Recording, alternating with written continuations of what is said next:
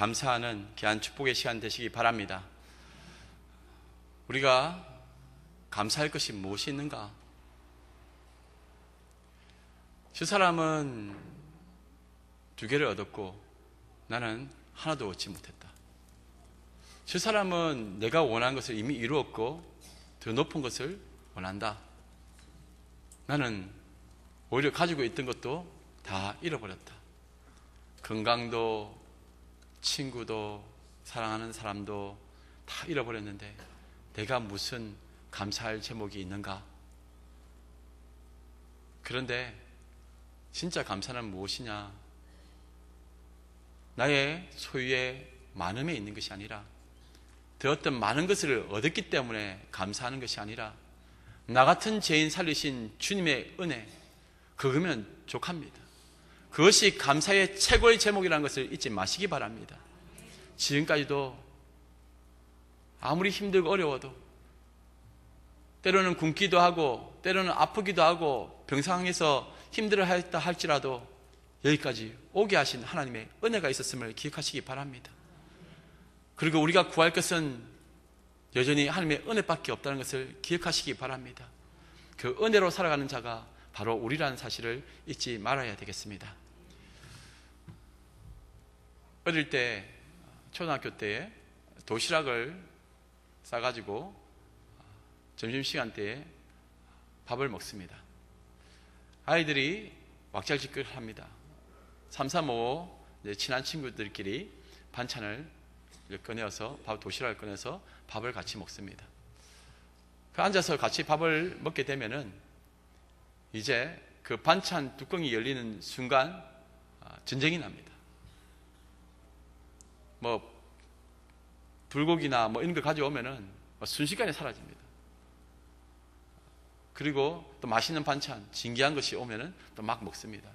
심지어는 저는 어릴 때에 그 튀김 줄 알고 친구가 막 가져왔는데 보니까 그걸 먹었는데 너무 바삭거리고 맛있어서 이게 뭐냐 했더니 개구리 튀김이라고 그런 것도 먹어봤습니다. 그리고 그래서 이제 도시락을 다 열면은 그 아이들의 친구들의 가정 형편을 다 볼 수가 있었습니다. 돈이 좀 있으신 분들은 있는 친구들은 반찬도 가질 수가 많죠. 또 가난한 친구들은 늘 뭐 익숙한 그런 김치 그리고 뭐 이런 깍두기 뭐 이런 것들 김장김치, 배추김치 뭐 이런 거 늘 익숙한 것이 돌아가면서 나오는데 그리고 계란 후라이 뭐 이런 거 또 오뎅 이런 것들을 이제 먹었는데 저도 이제 같이 아이들하고 먹다 보면은 한번 이제 반찬 투정을 한 적이 있습니다. 친구들은 그 유명한 소세지도 사오는데 그 이따만큼 길게 된 거 있지 않습니까? 몽둥이 같은 거 한 번씩 사용하시는 그거 잘라가지고 계란에 이렇게 입혀가지고 도시락 사주면은 얼마나 좋습니까? 그런 것도 맨날 해주시면 좋겠고 또 소고기도 맨날 이렇게 장조림 해가지고 맨날 먹었으면 좋겠고 또 이런 반찬 저런 반찬 좋은 것 좀 많이 좀 해서 먹으면 좋겠는데 어머니는 그렇게 도시락을 안 사주셨습니다. 안 사주신 것이 아니라 못 사주신 것입니다. 그 가난한 형편에 뭐 그렇게 할 수 있겠습니까? 늘 보면은 도시락 가면 그 도시락 가방은 그 김치 국물이 흘러나와요. 뭐 지금처럼 막 밀폐된 그런 용기도 아니고 그 플라스틱 통에서 그렇게 김치가 나오면 국물이 나오면은 그 휴지로 닦아가지고 그렇게 먹기도 하고 그리고 집에 갈 때는 항상 정겨운 소리가 들리지 않습니까?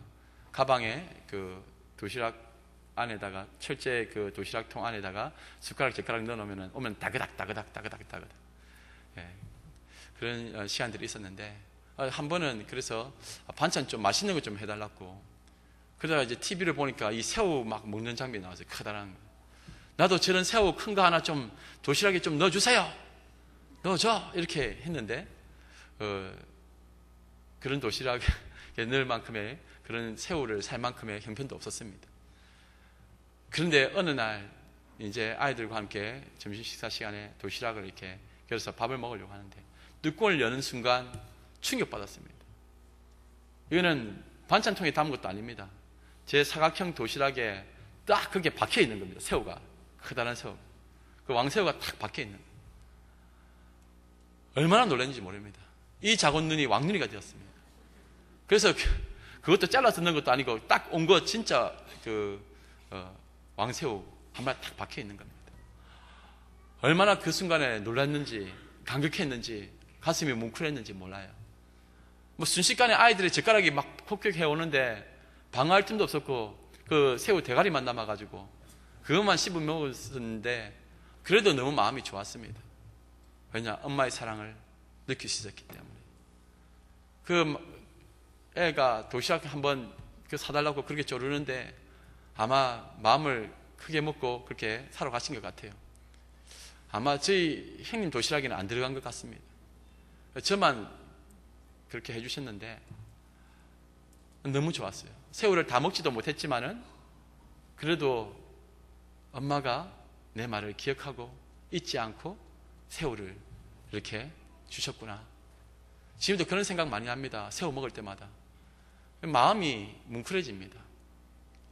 나의 말을 잊지 않고 들어주었던 그 어머니의 모습이 생각이 납니다. 우리의 인생도 마찬가지인 것 같습니다. 우리는 항상 왕새우 좋아하는 것들만 많이 올라오면 좋겠는데, 그런데 광야 생활이 그렇게 쉽습니까?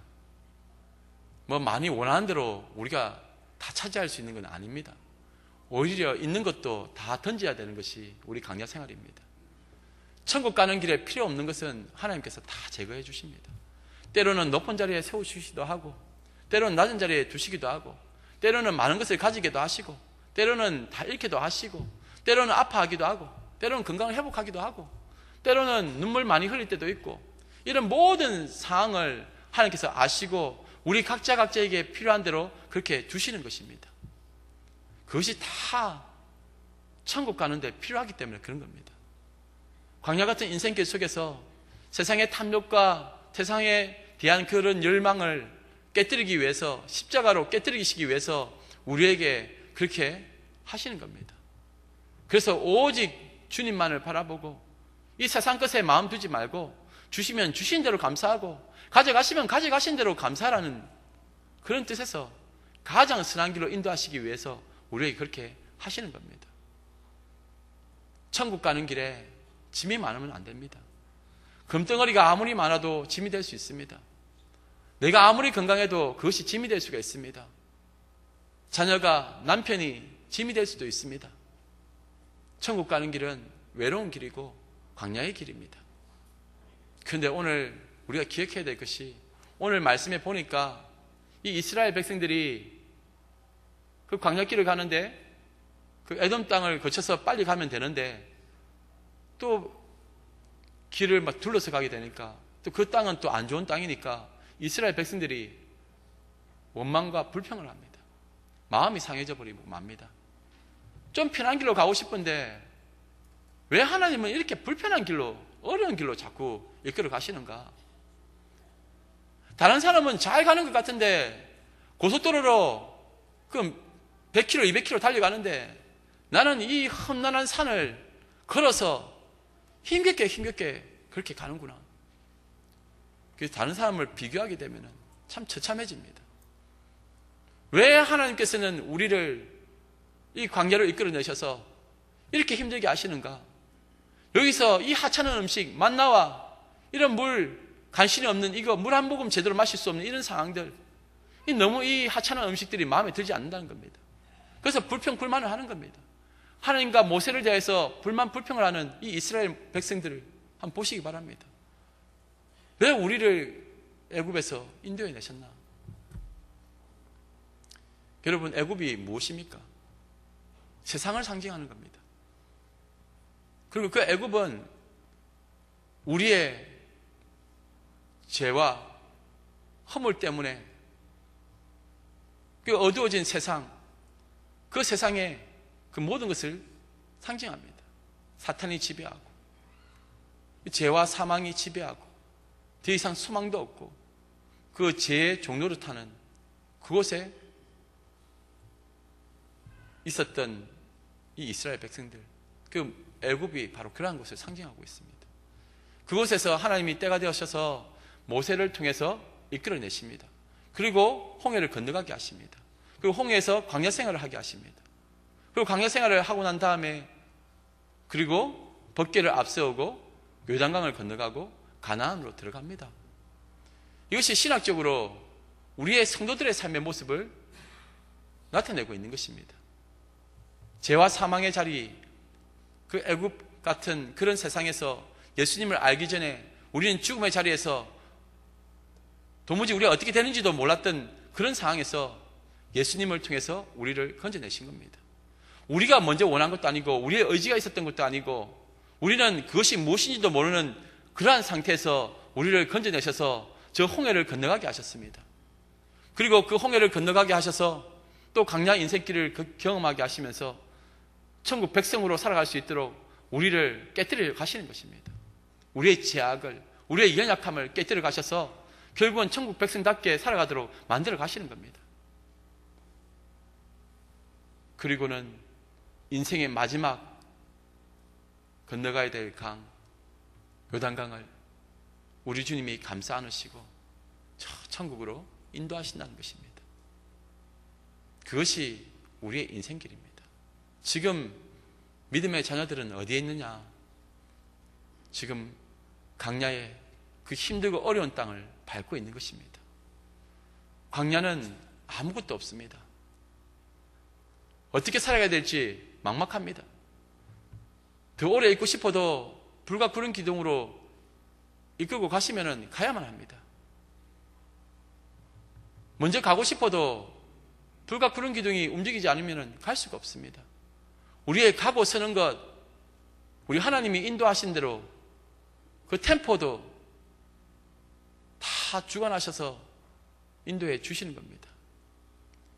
병이 있어 아파서 못 가는 것도 아닙니다. 가야만 합니다. 눈물 나고 괴로워도 가야만 합니다. 그것이 광야 인생길입니다. 불기둥, 구름기둥으로 이스라엘 백성들을 인도하셨듯이 우리도 이 광야 같은 인생길 주의 성령님께서 인도해 가시는 겁니다. 지금 나는 이 위치에 와 있는데 저 사람은 저 위치에 가 있는 겁니다. 비교하지 마십시오. 각자의 스케줄대로 잘 되어가고 있는 중입니다. 비록 눈에 볼 때는 실패고 아픔이고 고통이고 괴로움의 강야 시간이지만은 하나님의 계획 가운데는 착착 맞아떨어져 가는 것입니다.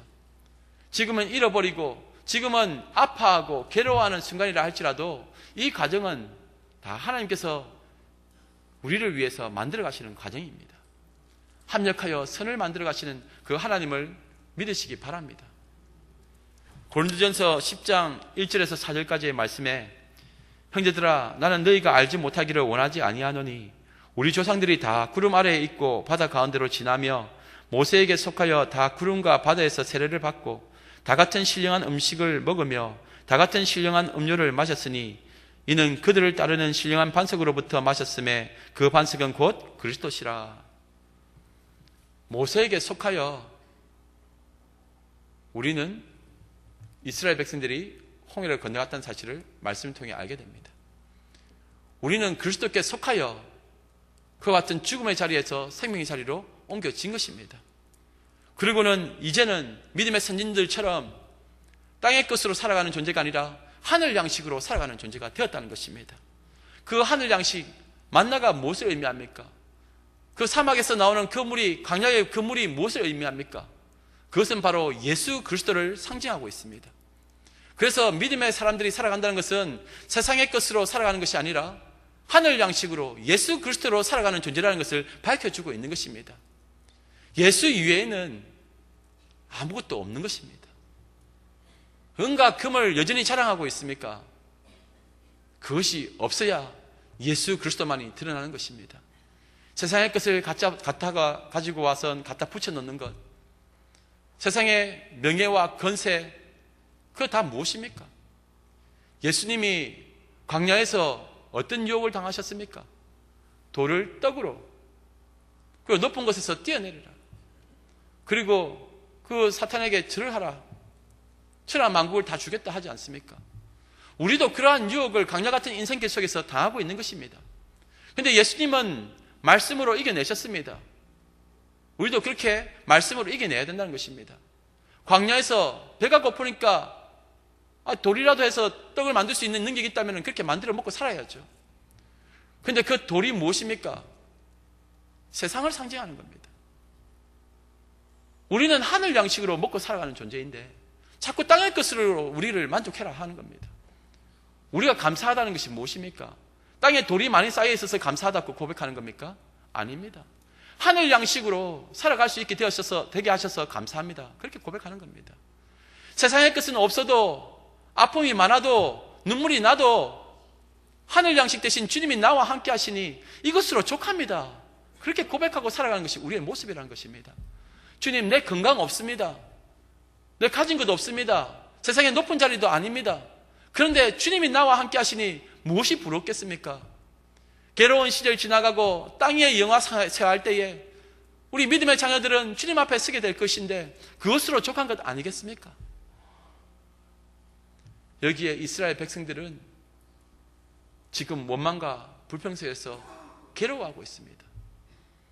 여러분, 원망과 불평에는 감사가 없습니다. 받은 은혜를 생각할 마음도 없습니다. 지금까지 지내온 모든 것이 주님의 은혜라 고백해야 될 이 이스라엘 백성들이 그 광야에서 몇십 년 동안 지내면서 하나님께서 보호하셨다는 것을 잊어버리고 오히려 하나님의 은혜를 값싼 것으로, 하찮은 것으로 여긴다는 겁니다. 지금 하늘 양식보다 땅에 기름진 것을 더 요구하고 있는 이 이스라엘 백성들, 그리고 제 종살이를 하더라도 차라리 그때가 더 나았다고 생각하는 이스라엘 백성들의 이 모습이 바로 우리의 모습이지 않는가? 그런데 하나님께서는 그 즉시 불뱀을 보내셨습니다.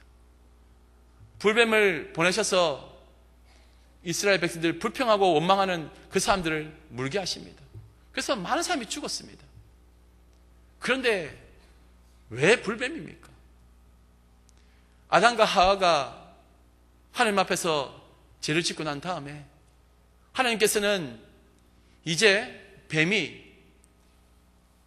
여자의 후손의 발꿈치를 물 것이라고 그렇게 말씀하셨습니다.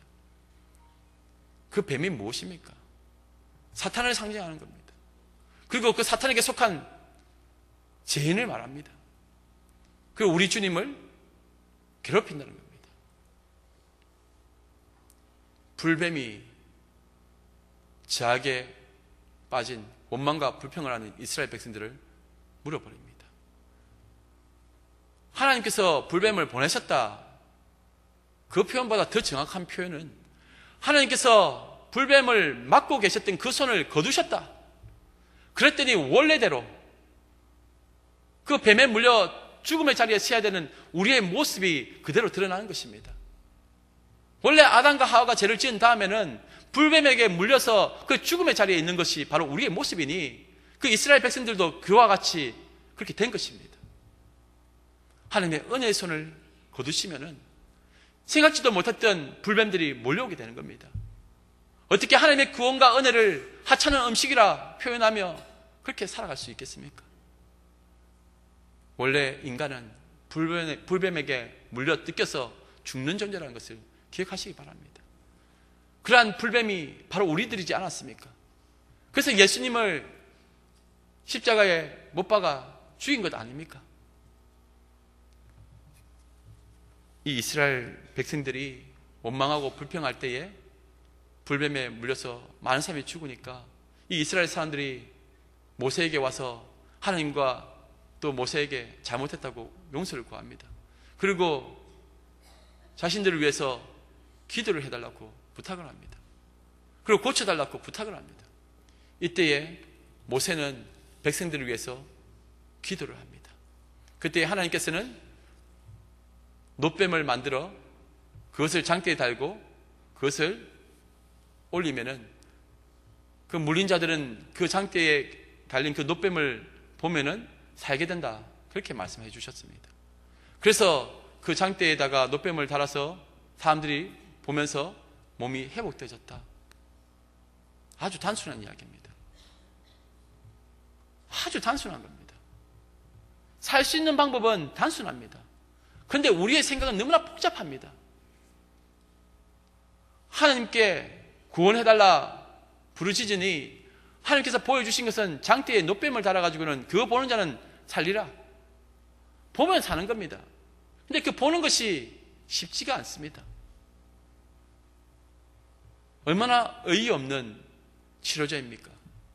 뭐 약물을 갖다 주시든지 아니면 다른 어떤 방법이 있으면 좋은데 그냥 노뱀을 만들어 장대에 달아 그래서 보라고 합니다. 그런데 이 노뱀이 예수 그리스도를 상징하고 있습니다. 십자가에 달리신 예수 그리스도를 말씀하고 있는 겁니다. 요한복음 3장에 보면은 니고데모와 예수님이 이 대화를 나누시는 장면이 나옵니다. 요한복음 3장 13절에서 16절까지의 말씀입니다. 하늘에서 내려온 자 곧 인자 외에는 하늘에 올라간 자가 없느니라. 모세가 강리에서 뱀을 든 것 같이 인자도 들려야 하리니 이는 저를 믿는 자마다 영생을 얻게 하려 하심이니라. 하나님이 세상을 이처럼 사랑하사 독생자를 주셨으니 이는 저를 믿는 자마다 멸망치 않고 영생을 얻게 하려 하심이니라. 예수님도 노뱀처럼 십자가에 달려 죽으심으로 세상을 살린다는 말씀을 해주셨습니다. 그런데 신기한 것은 왜 노뱀인가? 그냥 사람의 형상으로 예수님처럼 그렇게 해가지고는 매달리면은 좀 이해하기도 쉬울 텐데 왜 노뱀을 달았는가? 예수님이 십자가에 달려 죽으실 때에 하나님으로서 죽은 것이 아닙니다. 뱀 같은 우리의 모습으로 처절하게 볼품없는 모습으로 하찮은 음식으로 하찮은 모습으로 그 죄와 저주의 상징인 그 뱀의 형상으로 우리를 대신해서 십자가에 달려 죽으신 것입니다. 마치 좌우편에 있었던 강도 그 사람들처럼 살인자처럼 그렇게 아무 흠 없으신 죄 없으신 예수님이 대신 달려 죽으셨다는 것입니다. 그 자리에 우리가 죽어야 합니다. 원래는 우리가 그렇게 달려 죽어야 대신 되는데 우리 주님이 대신 죽으신 것입니다. 그 모습이 뱀의 형상입니다. 우리의 모습이 바로 뱀이요, 우리의 모습이 바로 그 성난 군중들처럼 십자가에 못 박으라 외쳤던 그 뱀의 후손들 아닙니까? 우리가 예수님을 물어서 죽인 것 아닙니까? 우리가 구원받은 것, 이것만큼 귀하고 값진 것은 없습니다. 원망하고 불평하면서 하나님의 구원에 대해서는 잊어버리고 세상에서 더 얻었니, 더 잃었니, 그것으로 원망하며 불평하며 복음의 본질을 놓쳐버리는 우리들의 모습 속에서 과연 진정한 감사가 나올 수 있겠습니까? 갈라디아서 6장 14절 말씀입니다. 그러나 내게는 우리 주 예수 그리스도의 십자가 외에 결코 자랑할 것이 없으니 그리스도로 말미암아 세상이 나를 대하여 십자가에 못 박히고 내가 또한 세상을 대하여 그러하니라. 십자가는 우리의 자랑이 됩니다. 우리가 사실 감사절마다 생각할 때에 이런 거 있지 않습니까? 주님, 취업되게 해주셔서 감사합니다. 주님, 돈을 더 벌게 해주셔서 감사합니다. 주님, 우리 아들이 잘 되어서 감사합니다. 주님, 뭐 이렇게 해서 감사합니다. 그 하나하나가 다 감사의 제목들 맞습니다. 하지만은 그런데 진짜 감사해야 될 것은 무엇이냐? 바로 날 구원하심, 날 사랑하셔서 예수님을 십자가에 못 박게 하시고 날 구원하신 그 은혜, 그것이 바로 진정한 감사의 제목이라는 것을 잊지 마시기 바랍니다. 우리가 그 은혜에 감격해하며 기뻐할 때에 그 안에는 하나님의 눈물이 들어있다는 것을 잊지 마시기 바랍니다. 자신의 아들을 죽여서 우리를 살려주신 그 은혜, 나 같은 죄인 살리신 주님의 은혜가 너무나 놀랍습니다. 이것이 감사 중에 최고의 감사라는 것을 기억하시기 바랍니다. 온 나라가 안팎으로 시끄럽습니다. 어지럽습니다. 경기도 어렵고 사회적으로도 혼란스럽습니다. 정치적으로 완전히 절망의 상태라고 사람들이 외치고 있습니다. 성도들은 이때에 세상을 어떻게 바라보아야 합니까? 온 나라가 분노하고 있고 절망 가운데 있습니다. 그런데 이것이 어디서부터 비롯된 것입니까? 우리는 영적인 통찰력을 가지고 말씀을 통해서 세상을 볼 수 있는 눈이 있어야 됩니다. 이런저런 세상의 소리에 우리의 마음을 빼앗기지 않도록 마음 중심 잘 잡으십시오. 부하내동하지 마시고 중심 잡기를 잘 하십시오. 천지 만물을 창조하신 하나님을 바라보시고 이 땅의 재앙에 대해서 고민해 보시기 바랍니다. 지금 어디에 분노하고 있으며 우리는 무엇 때문에 이렇게 괴로워합니까? 전부 다 불뱀에 물려 있는 것 아닙니까? 대한민국이 불뱀에 물려 있는 것 아닙니까? 지금 우리들의 마음도 불뱀에 물려 있는 상태 아닙니까? 그러면은 오늘 말씀에 보니 무엇으로 치유받을 수가 있습니까? 장대에 달린 그 노뱀을 바라본 자가 불뱀에서 살아난다면은 십자가에 달리신 예수 그리스도를 바라보는 것이 이 대한민국이 살아나야 될 줄 믿으시기 바랍니다. 여러분, 나라를 위해서 기도 많이 하시기 바랍니다. 모세처럼 하나님 앞에 부르짖어 기도하시기 바랍니다. 이런 소리 저런 소리 많이 한다고 해서 회복되는 것 아닙니다. 성도들은 이 땅을 잘 바라봐야 됩니다. 지금 이것은 영적인 싸움이라는 것을 잊지 마시기 바랍니다. 그 뒤에는 무엇이 있느냐? 우리의 싸움은 혈과 육에 대한 것이 아니요 정사와 권세와 이 어둠의 세상 주관자들과 하늘에 있는 악한 영들에게 대함이라.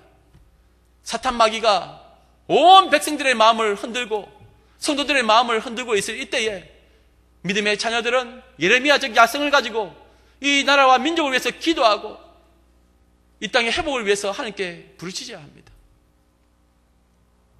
기도는 없고 밖에 나와서 소리만 지르면 되는 것 아닙니다. 답은 그리스도께 있습니다. 우리가 아파하고 괴로워한 이유가 죄 때문이라는 것을 잊지 마시기 바랍니다. 한두 사람의 그 어떤 죄 때문이 아니라 우리 모두의 죄악 때문에 이와 같은 고난과 슬픔과 아픔이 왔다는 사실을 기억하시기 바랍니다. 바로 우리가 뱀이었고 우리가 우리를 물고 우리가 예수 그리스도를 물었다는 사실을 잊지 마시기 바랍니다. 그러니 해독되시는 예수 그리스도 그 피로 씻음받고 구원받은 우리가 참으로 감사의 제목이라 할 수 있는 것 아니겠습니까? 우리가 바로 예물이 되는 것입니다. 어제 장례식을 했습니다. 목요일에 우리 교회 집사님이 갑작스럽게 58살 어린 젊은 나이에 이렇게 주님 품에 안기셨습니다. 우리의 형제요 자매가 됩니다. 여집사님이 전도를 할 때마다 오시면은 이렇게 음료수도 대접해 주시고 아지트처럼 사용했던 곳입니다. 전도대가 시장에 가면은 그곳에서 또 많은 사람을 만났고 또 저는 그곳에서 기도도 많이 하고 그래서 많은 사람들에게 전도할 수 있었던 우물가도 같은 그런 곳이었습니다. 그런데 그분이 갑작스럽게 이렇게 돌아가셨습니다. 가족들은 아직 예수님을 믿지 않습니다. 그 남편과 딸이 너무나 괴로워하고 많이 울었습니다.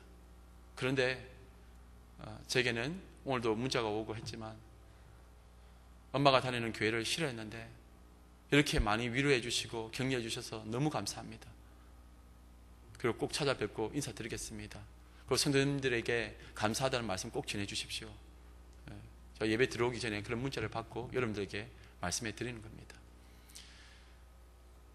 장례식에 가보니까 화장장에서 보면은 늦은 시간에 갔는데 다 이 관들이 들어오고 사람들 줄줄 따라갑니다. 울면서 가기도 하고 침묵하면서 가기도 하고 그리고 큰 간도 지나가고 작은 간도 지나갑니다. 많은 이유와 사연이 있었겠죠. 나이 드신 분도 가시고 젊은 분도 가시고 또 어린 아이도 갑니다. 우리 인생이 간역길에 살다가 이제 요단강 건너갈 때가 되면은 주님 손짓하십니다. 여기야 가자. 아무리 하고 싶은 건 많아도 또 내가 보호하고 사랑해야 될 가족이 있음에도 불구하고 주께서 오늘 밤이라도 당장 데려가시면은 가야 됩니다. 그러면서 많은 생각을 하게 되었는데 참 우리 인생이 많은 꿈을 가지고 달려가지만은 갈 때는 아무것도 가지고 가는 것이 없구나. 나 하나 주님께서 데려가시는구나. 그러니 감사의 예물은 바로 우리가 되는 겁니다. 주님 앞에 우리가 무엇을 드릴 수가 있겠습니까? 무엇으로 주님의 마음을 흡족하게 할 수가 있겠습니까? 우리 주님의 기쁨은 구원받은 백성들입니다. 마음이 아프고 힘들어도 가야만 하는 곳이 이 광야 인생길입니다. 조금 앞서갈 수도 있고 조금 뒤쳐져서 갈 수도 있습니다만, 진짜 감사해야 될 것은 주님이 지금까지 나와 함께 하셨다. 그래도 굶어 죽지 않고 여기까지 오게 하셨네. 아파도 그래도 지금까지 생명을 연장시켜 주셔서 주님 앞에 예배자로 이렇게 살아갈 수 있도록 주님 앞에 두셨네. 오늘 이 자리에 오게 하셨네. 그것이 감사합니다. 그리고 제가 문득 떠올렸던 영화의 한 장면이 있습니다. 나치가 점령했던 그 마을에, 독일군이 점령했던 그 마을에 그 군용 트럭을 타고 6명 정도가 탈출을 합니다. 근데 그 군용 트럭은 개조를 시켜서 밑에는 사람들이 숨어 있습니다. 산길을 타는데 갑자기 독일군이 나타나가지고는 멈추게 하고 이 검문을 합니다. 근데 문제는 거기에 꼬마 아이가 있었습니다. 아기가 있었습니다. 그리고 엄마가 있습니다. 독일군이 오니까 이제 자기 신들이 발각되면 다 죽는 겁니다. 그런 상황에 아이 엄마가 다급하니까 아이 입을 막아버립니다. 아이가 울면은 다 죽어버리니까. 그 검문은 무사히 잘 마치고 이제 산길을 나오게 됩니다. 그런데 그때에 그 아이는 죽어 있었습니다. 사람들은 그 아이가 죽어가는 모습을 그대로 지켜보고 있었습니다. 우리 하나님의 마음이 그렇습니다. 자신의 아들을 죽게 하시고 우리를 구원시켜 주셨습니다. 감사 제목이 무엇이냐 그렇게 물으시면 예수 그리스도입니다. 예수님밖에 없습니다. 그리고 아무 흠 없으신 예수님이 내 죄 때문에 돌아가셨는데 우리 각자 구원받은 백성들은 모두 다 주님의 은혜의 열매라는 것을 잊지 마시기 바랍니다. 우리의 열매 안에는 하나님의 눈물이 들어있습니다. 우리의 가치는 예수님의 몸값입니다. 그러니 주신 은혜에 감사하고 믿음으로 살아가시기 바랍니다. 아울러 당부드릴 것은 우리의 감사가 다른 이들에게 아픔과 상처, 불편함이 되지 않도록 그렇게 해야 되겠습니다. 이 가운데도 실직하신 분이 계실 수도 있습니다. 이 가운데도 남편과 아내가 병원에 있는 분도 계실 수도 있습니다. 그리고 며칠 전 수능 때문에 마음 괴로운 사람들도 있을 것입니다. 우리 주위에 힘들고 어려운 사람이 항상 있음을, 그래서 내가 감사하다고 생각하며 외치는 그것이 오히려 나의 자랑이 되고 그들에게는 아픔이 되는 것일 수도 있으니 잘 생각해서 믿음으로 주님 앞에 감사로 나아가되 내 주위에 울고 있는 사람들 손을 잡아주고 품어줄 수 있는 그리스도의 사랑이 있으면 좋겠습니다. 이 시간 우리 늘 추수감사절 때 불렀던 찬양 우리 함께 불렀으면 좋겠습니다. 날 구원하신 주 감사. 이 모든 고백이 우리의 기도가 되고 또 우리의 위로가 되기를 바랍니다. 이 가사를 깊이 생각하시면서 함께 이 찬양 부르시기 바랍니다.